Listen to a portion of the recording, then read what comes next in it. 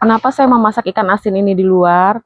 Karena kalau di Belanda, terutama suami saya, ikan asin itu kan mempunyai bau yang sangat kuat ya.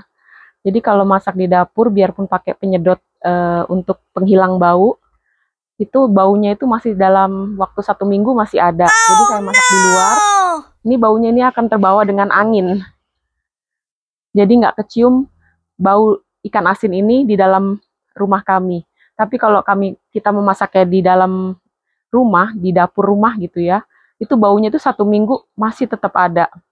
Baunya memang ciri khas ya kalau ikan asin. Satu. Lucu ya masak di luar itu. Aduh, panas, panas, panas.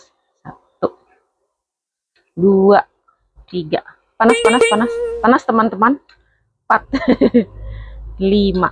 Aduh, panas, tapi enak. Udah matang.